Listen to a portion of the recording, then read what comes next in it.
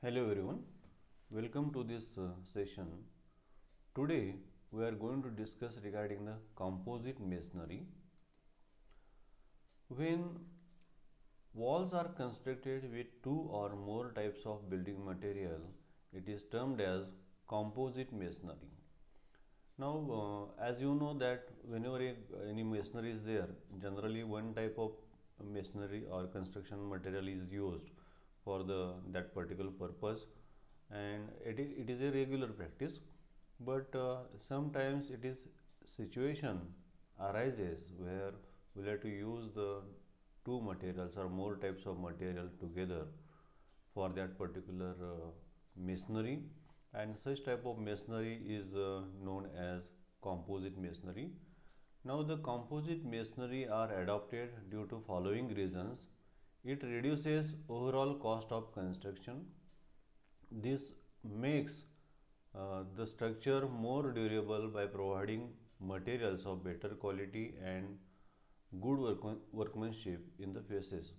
Now you can see here it reduces the overall cost of construction. Sometimes, suppose if you want to improve the appearance of that masonry, so instead of using all the material uh, of a costly material, you can say, so only the material which appears in the elevation, that can be provided in the masonry, and so that it will reduce the cost, right? Then also, sometimes if you want to get a good workmanship, so that can be achieved by the providing the composite masonry. It improves the appearance of the structure by concealing the inferior work. Sometimes it happens that when the construction is going on and because of some reason the masonry which is constructed, it becomes inferior either in elevation or by some means, so you can conceal that masonry by providing the additional masonry, which and it is forming a composite masonry. It makes the used locally available material to obtain optimum economy. So here sometimes to get the economy, the locally available material can be used for the construction and resulting in the economy. Now you can see in this picture. Now this actually earlier wall which is constructed, or you can say these two leaves are there. The inside leaf, it is a of a concrete blocks are there, hollow concrete blocks are there, and the outer leaf of this masonry, it is a brick masonry. Okay, so construction of this total masonry by using these particular bricks, that may be higher level or it may not be expected there. So now you can say, if you can get the benefit of these cavities which are present in the brick as well. But if you are totally providing all these bricks in that single leaf, so probably the intention, or you can say the advantage of this cavity to get the temperature control inside, or also even sound insulation, that may not be achieved. So instead of, and what is our intention, to get the proper elevation as well. So what is done, so this masonry, the inside masonry has been supported with this brick masonry, and you can be in between, you can see this reinforcement is provided to have the better anchorage of this outer leaf with the inner leaf. So this is called as a composite masonry. So likewise, there are many situations are there, or many types are there by which you can provide the composite masonry. So here from this particular picture, it becomes the concept of the composite masonry becomes more clear. Now, what are the various types by which the composite masonry can be prepared? In that, first one is the stone facing with brick backing, stone slab facing with brick backing, brick facing with concrete backing, ashlar facing with brick backing, ashlar facing with rubble backing. So these are the various ways by which you can prepare the composite masonry. Now let's discuss this point, stone facing with brick backing. In this type of composite masonry, a wall is constructed in brickwork and stones are provided on facing to appear if construction in stone is not up to the mark. It is adopted to improve the appearance of the structure at a lesser cost. Okay, you can see here this particular also masonry. It is a type of a composite masonry where you can provide the outskirts masonry with the necessary material. Next is the stone slab facing with brick backing. In this type of composite masonry, a wall is constructed in a brickwork and stone slab are used in the facing. The stone slab seldom exceed 5 to 10 cm in thickness and properly secured to the brick backing. The stone may be used natural or artificial. Brick facing with the concrete backing. In this type, the construction bricks are used as a facing material and concrete as a backing. This type of construction is adopted to get the strength of the concrete and aesthetic of the bricks. Okay, here also you can see the probably this cladding, or you can say the outskirt masonry has been provided with the bricks, but the inner lip may be, or you can say that is provided with the RCC. So such elevation can be obtained by providing the composite masonry. Ashlar facing with the brick backing. In this type of composite masonry, rough tooled or chamfered stones are provided in the facing while brickwork is provided in the backing. So you can see that this chamfered or this rough tooled stones are provided, that improves the elevation, and that can be achieved by providing in the front side of the wall. It is preferable to use the height of ashlar as a multiple of brick thickness plus masonry joints.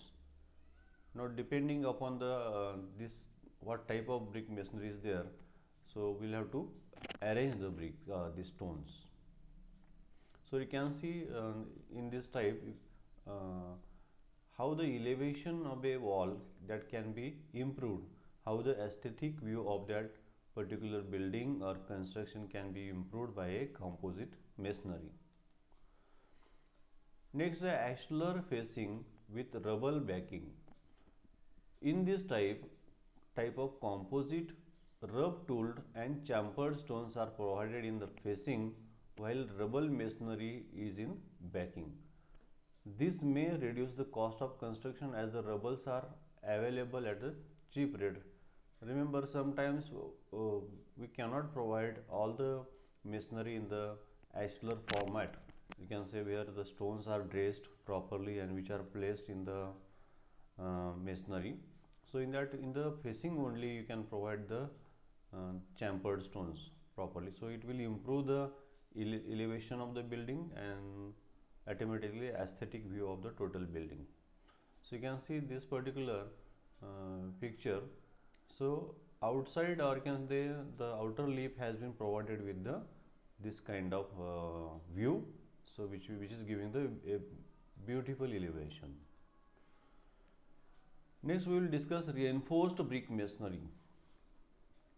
Brickwork strengthened by introducing of mild steel flats, hoop iron, expanded mesh or bars is termed as reinforced brick masonry.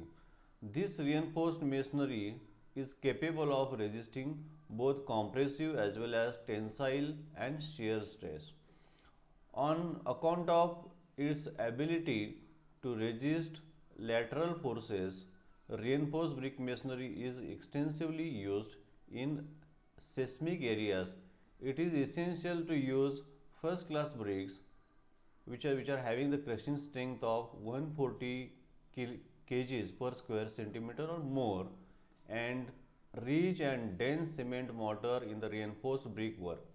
The reinforcement should be effectively bedded and surrounded with mortar cover of 15 to 25 centimeter. This is necessary to protect the reinforcement against corrosion. Now you can see these two views are there. Okay, here you can see this is the brick masonry, and to strengthen this hoop iron or the reinforcement is provided. So of course this is going to improve the strength of the brick masonry. Okay, even a half brick wall is there, so generally in the half brick wall the strength is less, and in such situation, so it can be improved by providing the steel bars or the steel hoop iron like this. Now here you can see again one more time a double you can see two bricks are there provided in the masonry, and this reinforcement bars are provided. So of course this is a strengthening the brick masonry. Reinforced brick masonry is frequently adopted for the construction of retaining wall, especially in the places where exposed brickwork is necessary from architectural considerations. Such a wall is made by using special bricks having grooves for accommodating reinforcing bars. In cement mortar 1:3 and the reinforced with vertical MS round placed near to each face.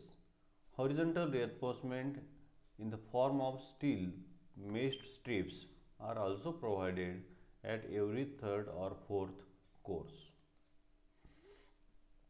Now this is a very good example. You can see how the brickwork has been reinforced. So if you see this total construction here, it is carried out in the bricks itself, and generally in case of RCC work, what we are doing, we are providing the lintel here by placing the RCC material here, or you can say placing the RCC component.